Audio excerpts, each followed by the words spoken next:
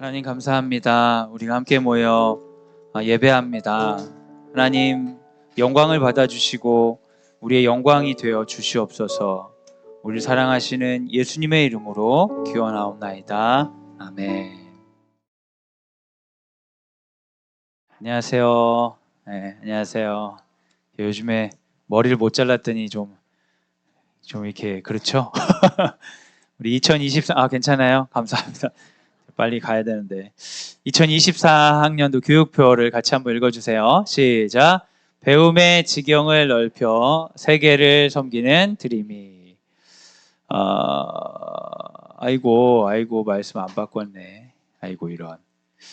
이게 아닌데 제목을 그냥 같이 한번 읽어주세요. 시작.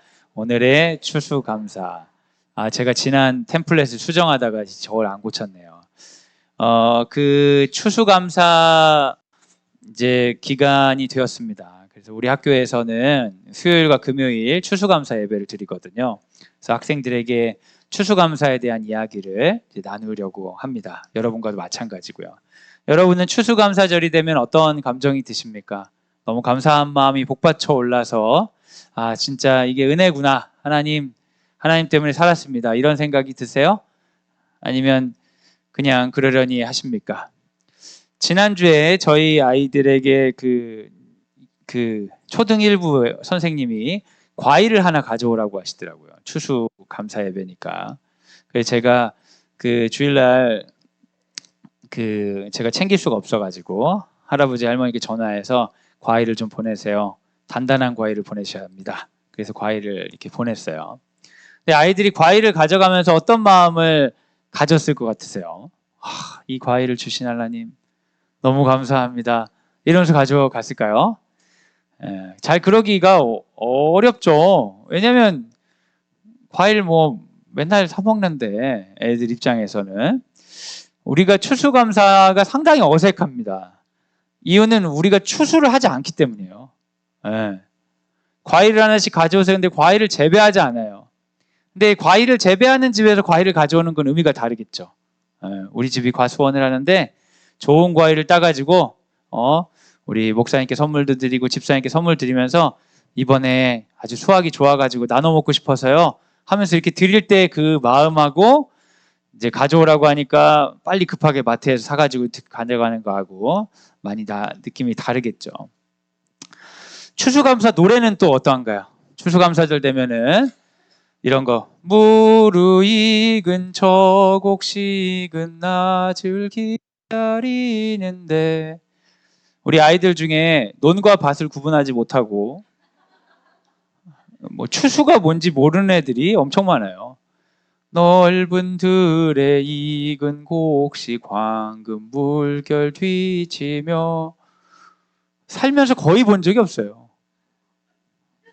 제가 도시에만 오래 살아가지고 넓은 들에 익은 곡식 조그만 시골에 산소 정리하러 가고 이럴 때나 보지. 황금 물결 뒤치며 이런 감성은 정말 이제 와닿지가 않죠. 도시에 사는 사람들은 논밭을 보질 못하는데 가가지고 이 노래를 부르고 과일 하나씩 들고서 앞에 쌓고 이런 것은 상당히 이색적인 행동처럼 느껴지죠. 이게 절기가 그야말로 어떤 리터지컬한 그냥 예식이 되는 거죠. 결혼식 같이. 결혼식도 너무 이색적이잖아요, 여러분. 그런 하얀 옷 입으실 거예요, 평소에? 너무 이상하잖아요. 너무 이상한데 우리나라에서 입은 것도 아닌데 외국에서 누가 그렇게 입었으니까 그때 되면 그렇게 한번 입어보는 거고. 결혼식 때 저도 결혼식에 턱시도를 입고 화장을 하고 막 그랬어요. 제가 그걸 원한 게 아니라 하라고 해서 한 거거든요. 이게 무슨 약간 연극하는 것 같더라고요. 너무 자연스럽지가 않아가지고. 지금 결혼할 때 찍은 웨딩 사진이 있는데 우리가 동양인임에도 불구하고 무슨 영국 사람들처럼 옷 입고 막 이렇게 사진 찍어가지고 그때는 또 재미가 있었는데 지금 보면은 그렇게 우습기가 왜 그랬지? 그때 왜 아무도 말리지 않았지? 막 약간 이런 생각이 들고 지금도 애들이 막 그렇게 찍는 거 보면은 근데 지금 좀 나아졌더라고요. 지금은 그렇게 막 영국 사람처럼 찍진 않고 요즘 사람 같이 찍긴 하더라고요.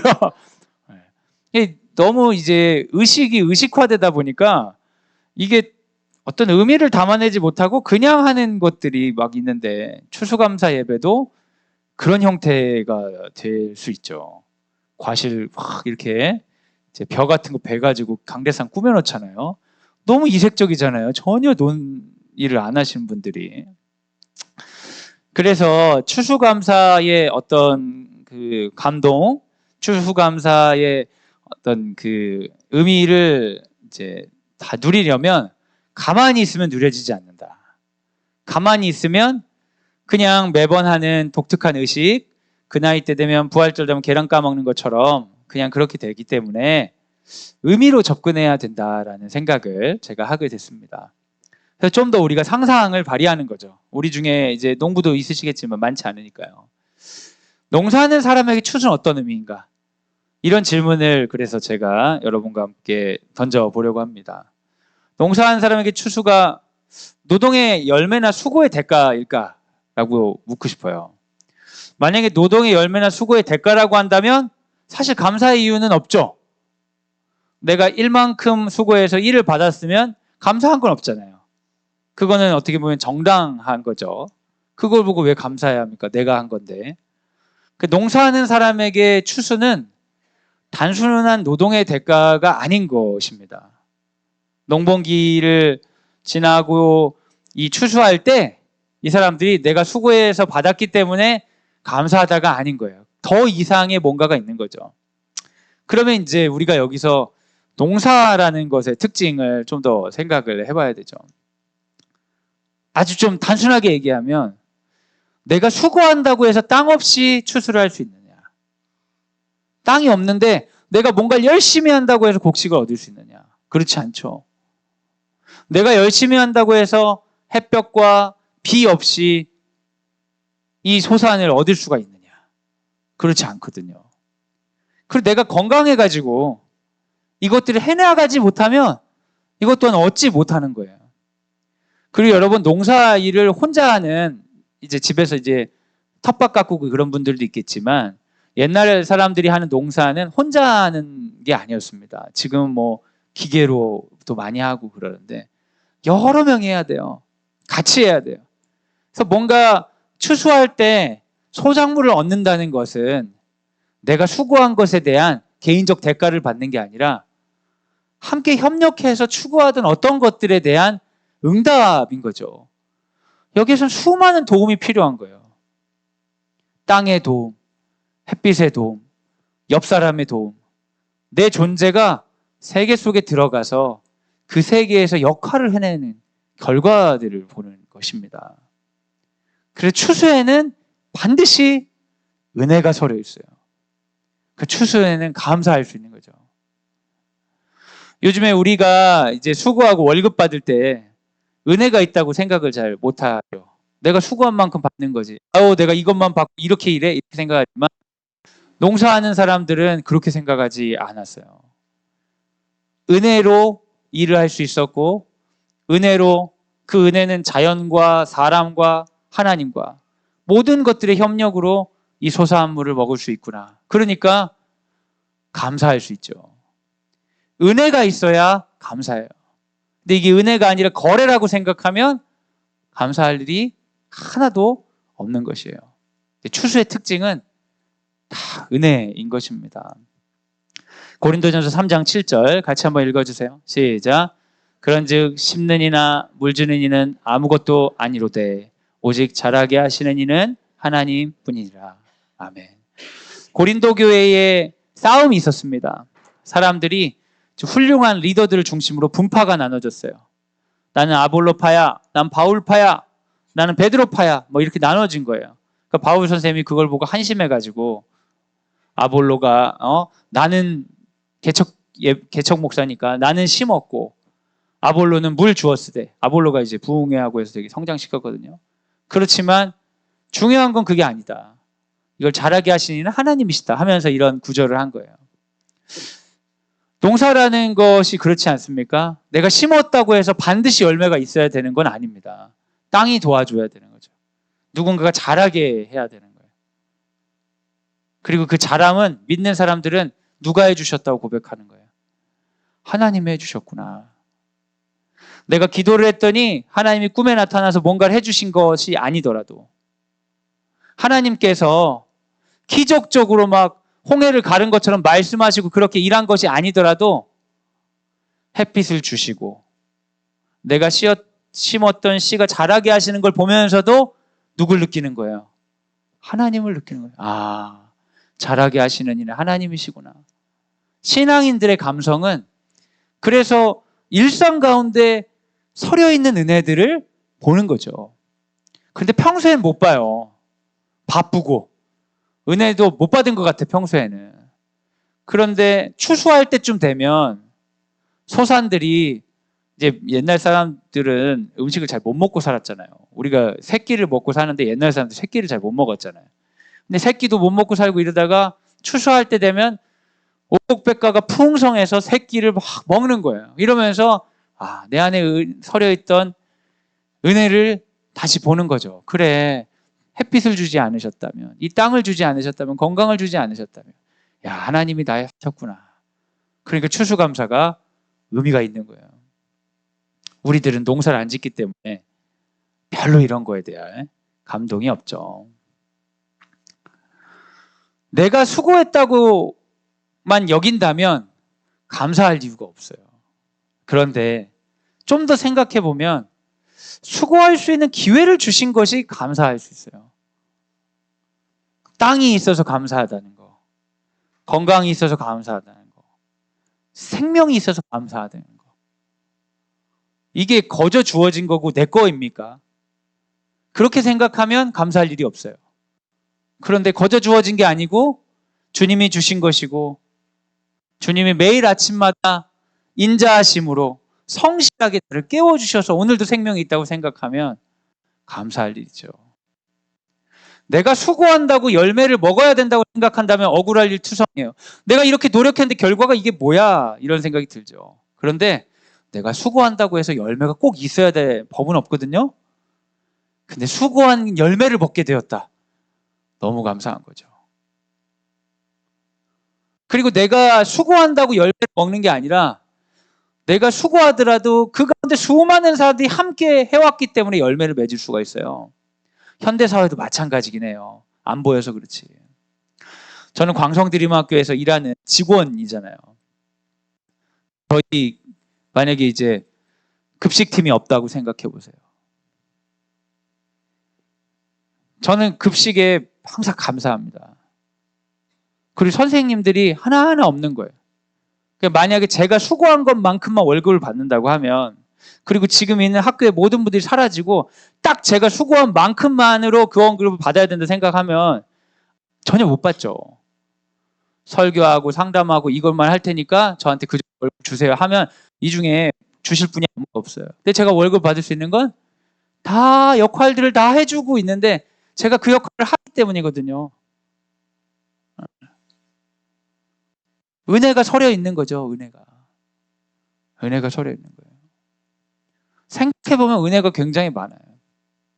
우리 청년들이 많은 청년들이 군대 가가지고 복무하고 있고 우리 졸업생들도 이제 군대 간다고 오고 우리 군대 보낸 어머니도 여기 계시고 오는데 그 청년들이 지금 젊은 시절을 낭비하면서 그냥 있는 게 아니고 그 청년들이 거기 있기 때문에 우리들은 치안을 걱정하지 않고 이렇게 있는 거잖아요. 알고 보면 은혜가 다 서려 있는 거예요. 그런데 우리는 그런 거를 잘 생각하지 않고 굉장히 개인적으로 받아들여. 내가 수고하면 대가를 받아야 되고 내가 지금 누리지 못한 것은 내가 이미 누리고 있는 것은 다른 사람이 수고로 한 것인데 거기에 대한 감각이 없어요.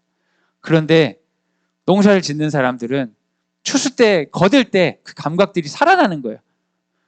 너무 고마워 이번 농사 때 도와줘서. 아유 자기네도 같이 도와줬잖아. 그래 땅에도 감사하다 햇빛에도 감사하다. 모든 세상이 협력해서 오늘을 살아가게 했구나. 지금 여기 이 순간을 누리게 만드는 거죠. 그게 추수 감사입니다. 우리한테는 잘 안 맞을 수가 있어요. 농사꾼이 별로 없으니까. 그런데 그 의미 자체를 잘 파고들면 우리 삶에도 추수감사는 이 시기에 감사할 만한 것들이 분명히 있습니다. 마태복음 20장에 보면 이런 걸 보여주는 좋은 이야기가 있어요. 한 사람이 포도밭을 운영하고 있는데 이 사람은 자기 포도밭보다 뭘 걱정하냐면 바깥에 있는 가난한 사람들을 걱정하는 사람이에요.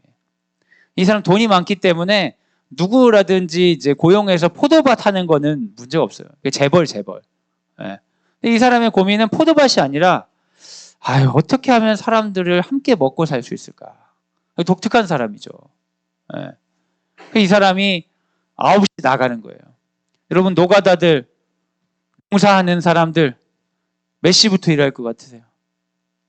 새벽에 일합니다. 9시에 나갔는데 인력시장에 나와 있는 사람들은 최고급 S급 인재들일 것 같아요? 아니면 선택 못 받은 사람들일 것 같아요? 선택 못 받은 사람들이에요. 농사는 빨리 하고 가서 빨리 쉬어야 돼요. 선택 못 받은 사람들이죠. 그 사람들 불러다가 그런 거예요. 내가 한 데나리온 준다. 한 데나리온이 하루 일당이에요. 요즘 일당이 얼마나 되는지 모르겠어요. 하루 일당 준다. 그러니까 저요 해가지고 사람들을 데려와서 일을 시킨 거예요. 그래서 이제 오늘 6시까지 일할 거야. 상당히 우리 현대인처럼 일하죠. 9시부터 6시까지. 그러다가 주인이 일을 하다 보니까 또 걱정이 되는 거예요. 아직도 일도 안 하고 빈둥빈둥 되는 사람 있는 거 아니야? 12시쯤 한번 나가봐요. 그랬더니 일 구할 생각도 안 하고 그냥 빈둥빈둥 되는 사람들이 있는 거예요. 그걸 불러다, 야, 너 그렇게 살 거야? 내 돈 줄게, 이리 와, 일해. 알겠어요. 12시에 또 사람을 막 불러놨어요. 그래야 주인이 또 일하는 사람들 보다가 걱정이 또 되는 거예요. 3시에 나가봤어요. 근데 지금 여전히 실업자들이 있는 거예요. 아이고, 이 한시름한 놈들아. 빨리 와. 한 대는 줄테니까 일해. 그리고 나서 6시가 되면 더 이제 저녁이 되가니까 일도 못 시키니까 5시쯤 됐을 때 설마 지금 있는 사람은 없겠지. 그래서 돌아보는 거죠. 근데 아직도 일을 안 하는 사람이 있는 거예요. 빨리 와, 빨리. 한 대는 줄게. 일을 시키는 겁니다. 그리고 6시가 돼가지고 주인이 돈을 줄 때가 됐어요. 주인은 너무 기뻐. 왜냐하면 주인은 뭘 하고 싶냐면 가난한 사람들이 정당하게 일하고 정당하게 돈을 받아서 살아가게, 그들이 이 땅에 태어난 만큼 생명을 누리는 삶을 주고 싶은 거예요. 그래가지고 5시에 온 사람들 불러다가 1시간 열심히 일했어? 자, 한 대 내려요. 딱 주면서 열심히 살아야 돼. 포기하지 말고. 너네 이제야 왔지만 앞으로 내일부터는 새벽에 나와. 9시에 나오고 더 일찍 나와. 그럼 주는 거예요. 그럼 1시간 받은 사람, 1시간 일하고 한 달이면 받은 사람이, 어떤 사람은 오, 재수 좋다 하겠지만 어떤 사람은 어떻게 이런 은혜를, 감사합니다. 이러면서 가는 거예요. 그럼 여기서 이제 나머지들이 기대하는 거예요. 특히 누가 제일 기대가 크겠어요? 9시에 온 사람. 이 사람 부자인 줄 알았는데 1시간에 한 데나리온이면 나는 한 일주일치 벌겠는데? 그런데 오후 3시에 온 사람들이 한 달이원씩 딱 받았어요. 3시에 온 사람들이 받고 안 기뻐요. 그럼 잘 집에 못 가는 거예요. 그냥 가도 되나? 이거 노동 분쟁을 일으켜야 되는 거 아닌가? 이게 다른 사람 보는 거죠. 12시에 사람들 한 대리원 받아. 이 사람들 더 화가 나. 9시에 된 사람이 한 대리원 받으니까 이 사람들은 화를 진짜 내는 거예요. 이런 게 어딨냐고. 당신은 공평하지 않다. 이렇게 얘기하는 거예요. 이 이야기의 서사를 일꾼들은 이해를 못하는 거죠. 주인의 마음을 전혀 모르는 거예요. 주인은 그 사람들에게 공평함을 가르치려고 포도원에 초청한 게 아니에요. 주인은 각자의 다름에도 불구하고 생명을 누리는 삶을 살기를 원해서 포도원에 부른 건데, 포도원에 들어간 사람들은 사실은 주인의 은혜가 없으면 그 생명을 누릴 수가 없는데 자기가 받은 은혜를 까먹고 비교하기 시작하는 거예요. 그때부터 은혜는 뭐가 되냐? 거래가 되는 거예요. 부당하다. 이 정도 일했으면 이 정도 받았어야 되는데.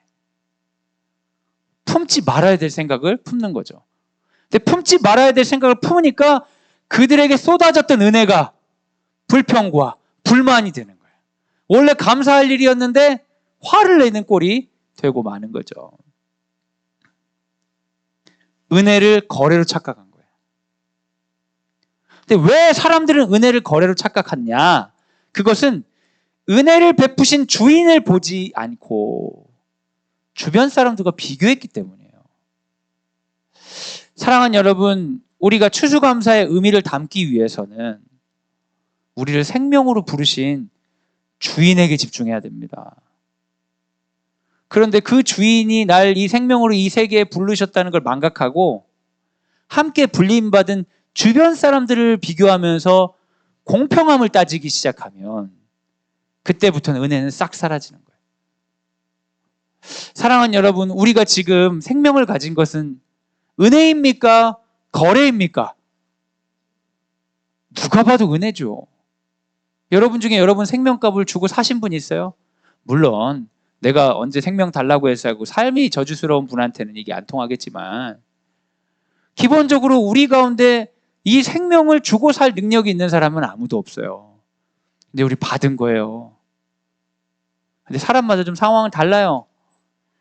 어떤 사람은 그 생명을 가지고 오랫동안 일할 수 있는 건강도 있고 총기도 있고 그래서 많은 사람이 불림받는 사람일 수도 있어요.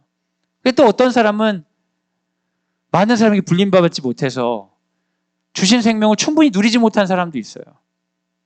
근데 여기서 주인은 어떤 사람이냐면요. 이 놀고 있는 사람들을 그냥 나의 포도원을 위해 이용할 존재로 보지 않고 내 아들, 딸처럼 보는 거예요. 이 이야기의 주인은.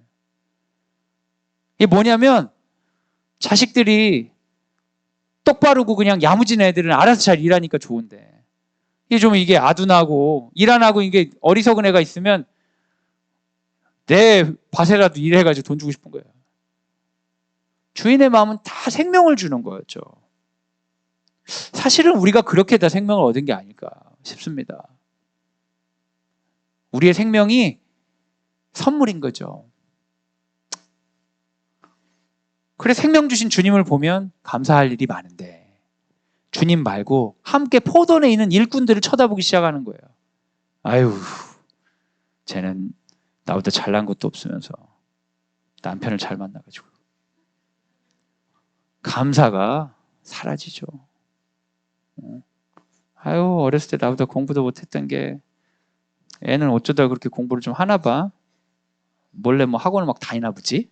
막 이러면서 막 이제 감사한 게 없어지는 거예요. 근데 요즘은 주님을 바라보고 비교를 안 해야 되는데 비교를 하라고 인터넷이 우리를 막 도와주잖아요. 어머니들 유튜브 좋아하세요? 유튜브에 관심 없는 거 주로 보세요? 관심 있는 거 보세요? 관심 있는 거 보시죠? 정상적인 분들이니까. 네. 관심 있는 걸 보면은 유튜브 알고리즘이 관심 있는 걸 더 추천해줘요. 그래가지고 나는 그냥 별 욕심 없이 그냥 가을에 화요학부모 신앙교육 나갈 때 입을 만한 코트가 없어가지고 그냥 어차피 하나 살 거 남들이 뭐 입나 좀 보고 싶었을 뿐인데 그래서 그거 하나 검색했는데 올가을에 전 세계 트렌드를 다 알아버리는 거예요. 그리고 그 트렌드를 소화하기 위해서 내가 몇 킬로를 감량해야 되는지 그리고 감량하지 못한 내 자신이 얼마나 자기 절제력이 부족한지 자기 경영하기 위해서 어떠한 마인드를 가져야 되는지 그걸 위해 어떤 기도를 해야 되는지까지 나는 그냥 코트 하나 보고 싶었을 뿐인데 전 세계에서 나에게 수많은 메시지들을 비교하게 되는 거예요. 그러면 코트 그냥 하나 샀으면 감사했을 텐데 누워가지고 화가 나기 시작하는 거죠. 나는 왜 한국에 태어나가지고 저런 인간하고 결혼하고 우리 부모는 왜 그랬고 나는 왜 두바이 초콜릿도 못 먹고 막 이런 생각을 하면서 감사함을 다 잃어버리는 거예요. 여러분 추수감사한다는 게 추수한 소산을 가지고 감사하는 것처럼 느껴질 수 있지만 사실은 종교적인 의미는 이 세계 안의 사건들을 통해 감사하고 슬퍼하는 것이 아니라 생명으로 부르신 그분에게 집중하는 거예요. 그러기가 어렵죠. 왜요? 주변 사람들이 너무 많이 보이니까요. 포도원에서 좋은 일이 있어야 되는 게 아니고 감사의 이유는 주님을 바라보는 것입니다.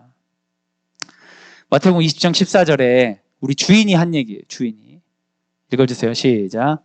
내 것이나 가지고 가라. 나중은 이 사람에게 너와 같이 주는 것이 내 뜻이니라. 감사할 수 있는 사람은 주님의 뜻을 이해하는 사람. 그러니까 이건 억울해요.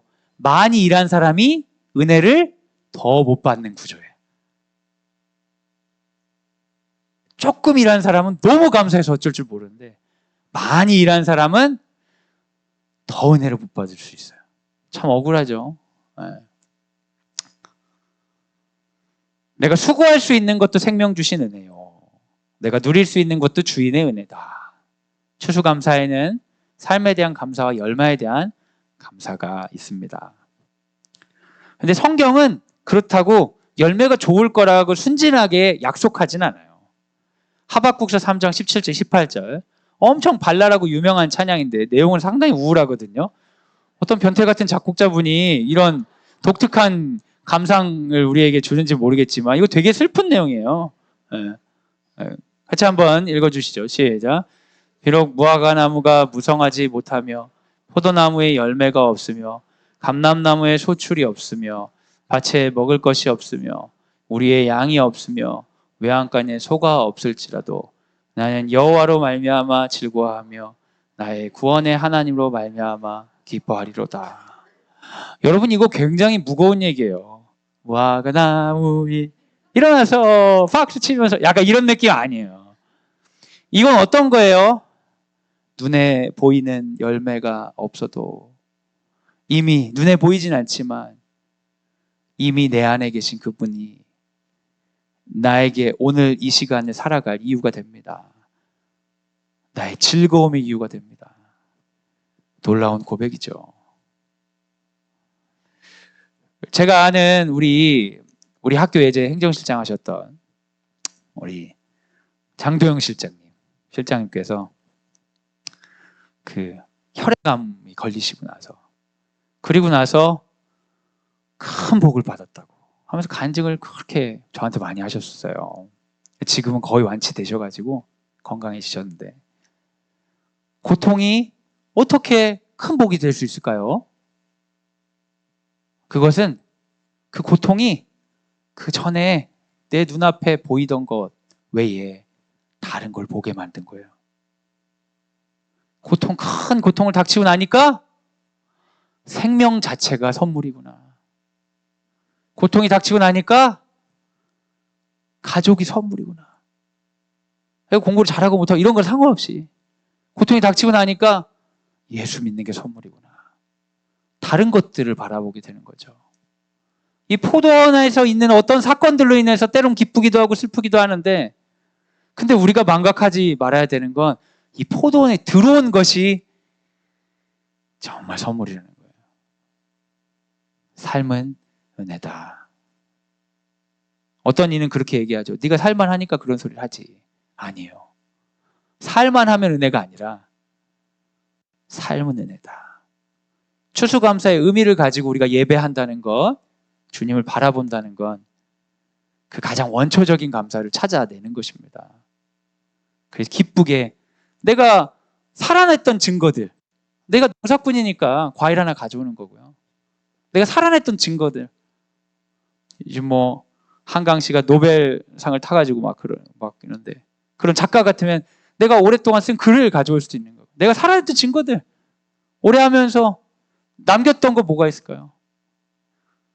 한 해를 내가 살아있었다고 고백할 수 있는 1년 동안 내가 느꼈던 거 적어가지고 주님 옆에 가져올 수도 있고, 열심히 수고해서 뭐 개발한 사람 개발한 것도 가져올 수도 있고, 아이를 키우면서 아이에게 느꼈던 것들을 시를 쓸 수도 있고 일기를 쓸 수도 있고 뭐든지 다 가져올 수 있는 거예요.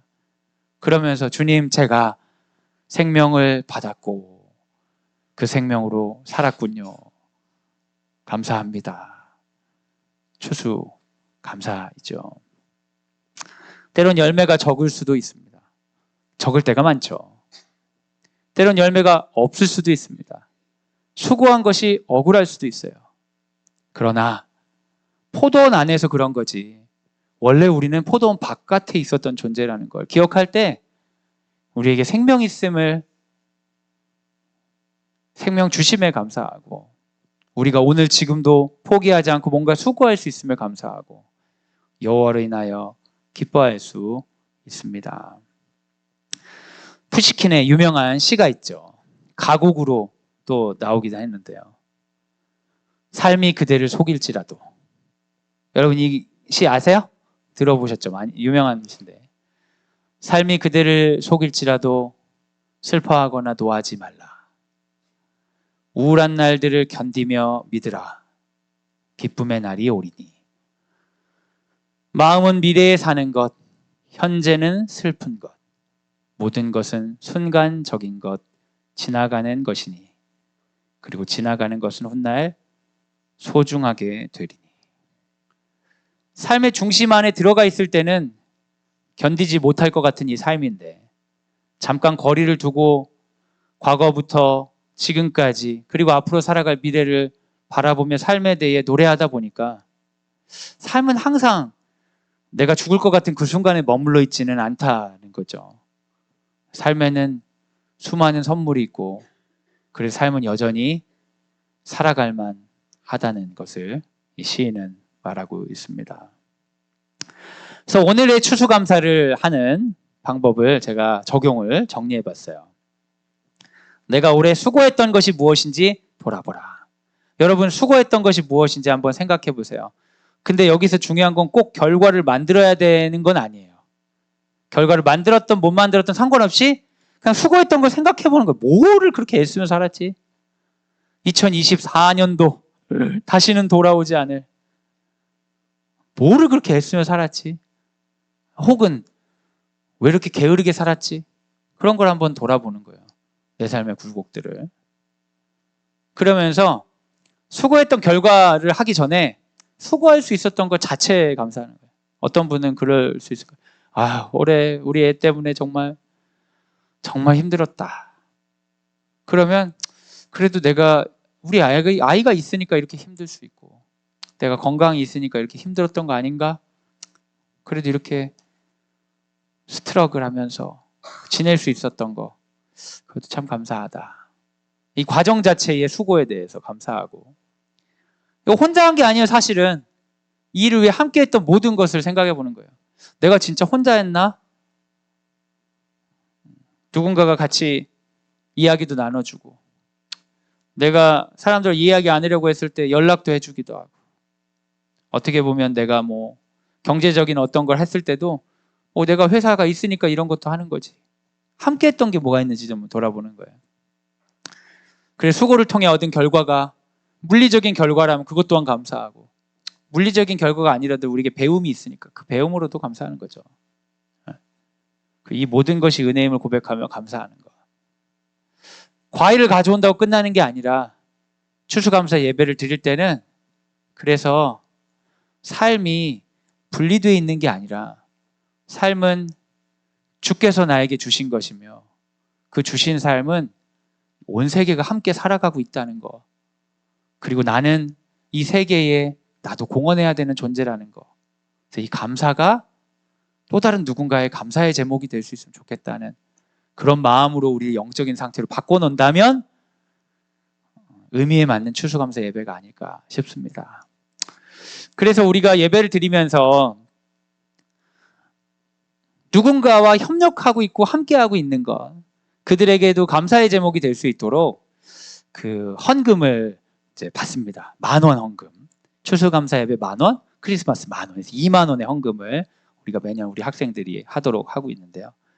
이번 그 두 번의 그 쓰임새가 다르진 않고 두 번 합산해가지고 한 곳에 쓰이는데, 이번에 모아진 헌금은 네팔에 있는 가난한 학교 수르짜나라는 학교에 학생들 10명의 1년 학비를 대는데 쓸 겁니다.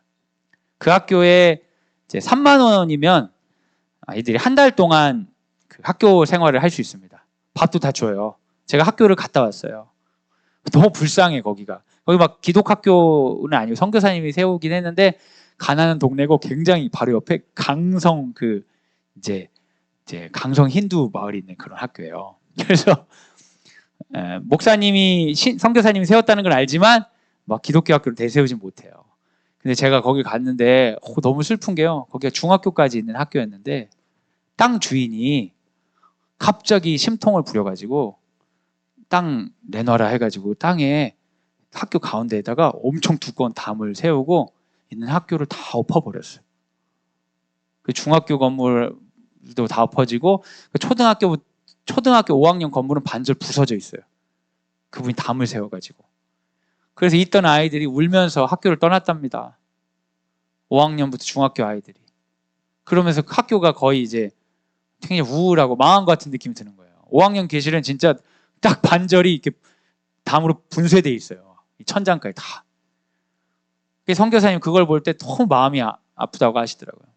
유치원부터 이제 4학년까지 있는 그 학교인데 그 학교 아이들 21명이 학비를 잘 내지 못해가지고 선교사님이 학원도 하고 뭐 하고 하면서 되게 펀딩해가지고 하고 있는데 할 수 있겠냐.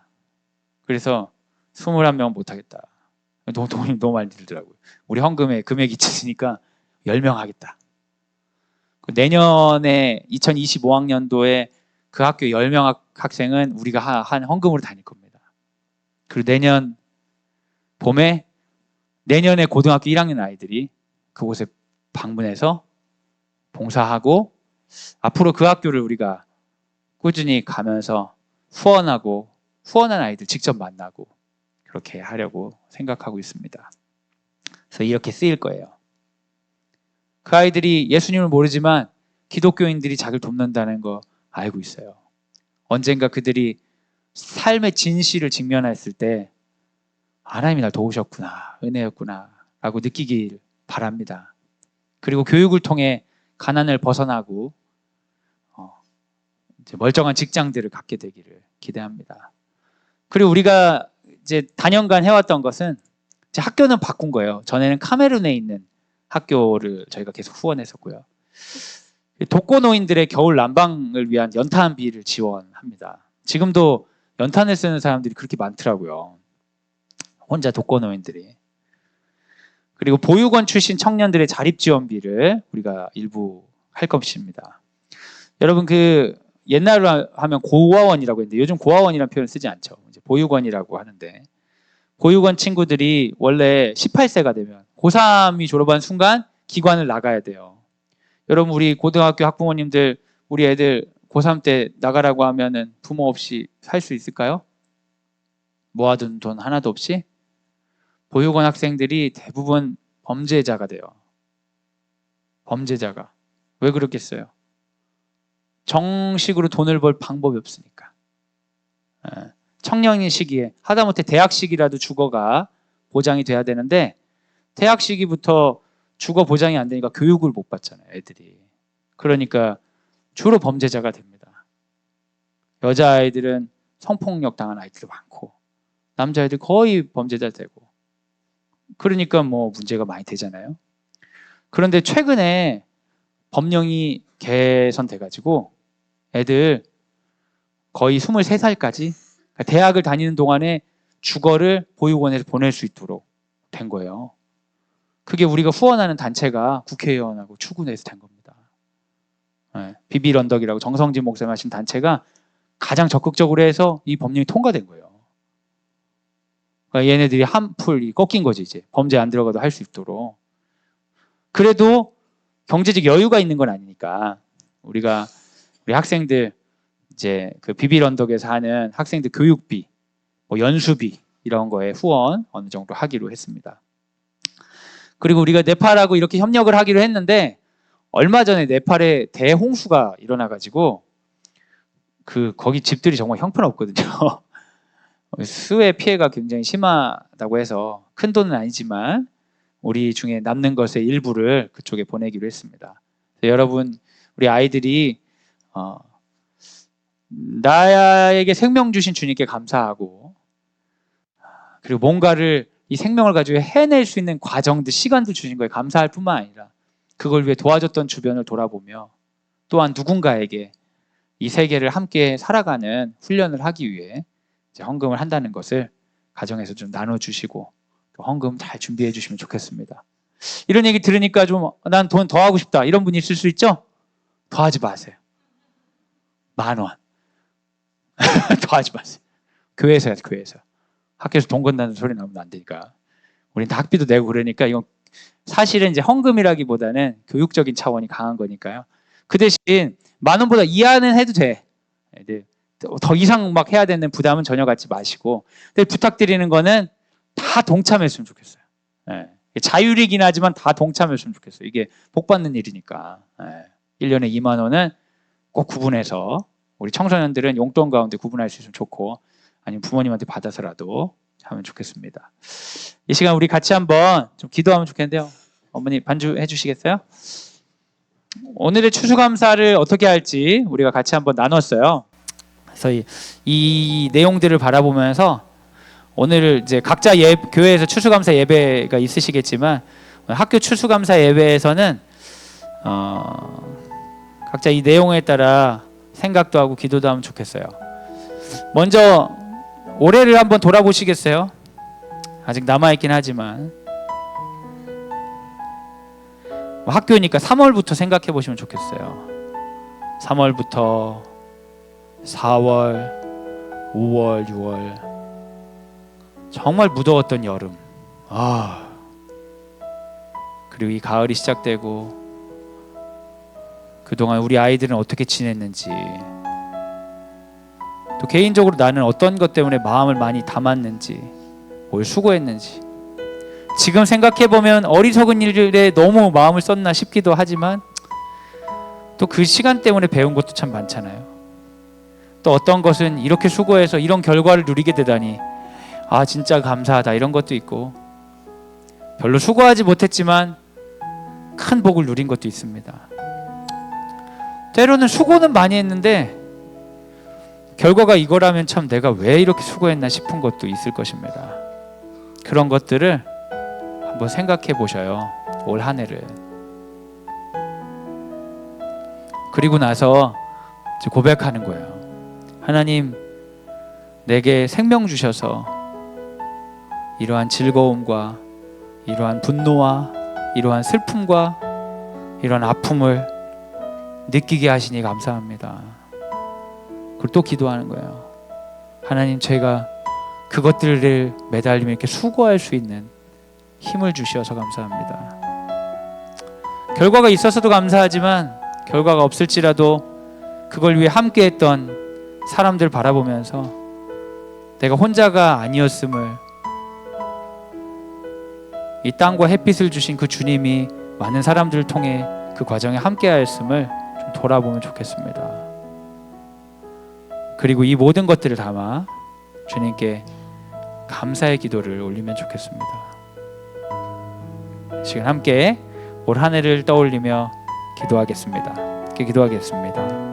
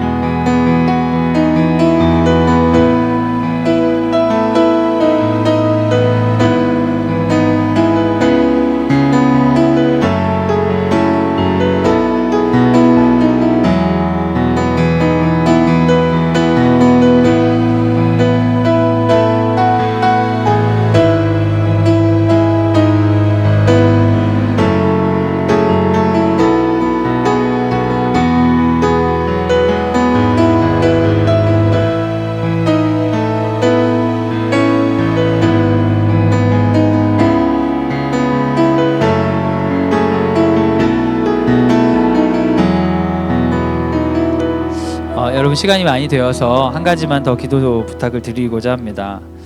광성드림학교에서는 2025학년도를 함께할 지체들을 기다리며 입학 전형을 이제 실시하려고 합니다. 이제 이번 주에 오늘이 그 지원자 마감이고요. 이번 토요일 날 전형을 하려고 해요. 그 전형을 제가 하진 않고 전 학부모님들만 만나지만 선생님들도 기도하면서 정말 두렵고 떨림으로 나아갑니다. 우리가 무엇을 판단할 수 있을까? 이 소중한 생명보다 귀한 아이들을 이런 두려움 가운데 나아가는데 그럼에도 불구하고 하나님께서 이 과정을 사용하신다는 믿음으로 나아갑니다. 많은 분들이 지원하셨으면 좋겠고요. 지원하신 분들이 다 합격했으면 좋겠습니다. 인원이 제한됐기 때문에 이 일들로 또 속상한 일들이 되는 가정들도 있는데 그것 또한 합력해서 선을 이루고 기도가 되고 성장이 되는 시간이 되었으면 좋겠습니다. 우리 입학 전형에 참여하는 선생님들과 학생, 학부모님들을 위해 기도합시다. 이 모든 과정을 통해 모든 사람들이 더 하나님께 한 걸음 나아가게 하여 주옵소서. 우리가 느끼는 불유쾌한 감정이 아니라 주님의 가르침과 주님의 말씀이 더 선명해지는 그런 시간 될 수 있도록 도와주옵소서. 그렇게 우리 입학 전형을 위해 함께 기도해 주시길 부탁드리겠습니다. 같이 기도하겠습니다.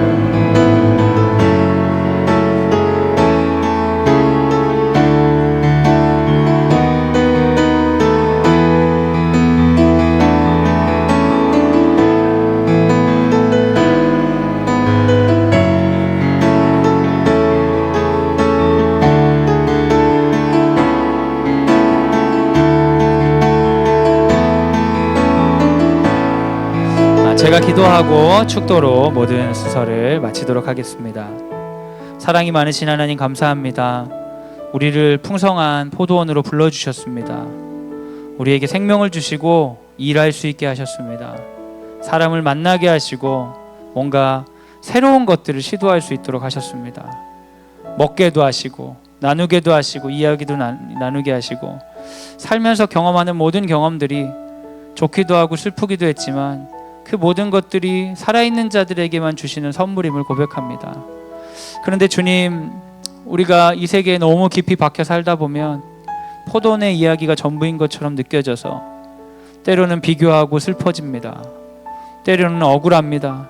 내가 충분히 받았음에도 불구하고 덜 받은 것 같고 이왕 받은 거면 더 좋은 걸 받았어야 된다고 은혜를 거래로 여기고 하나님께 항변하는 마음이 들기도 합니다.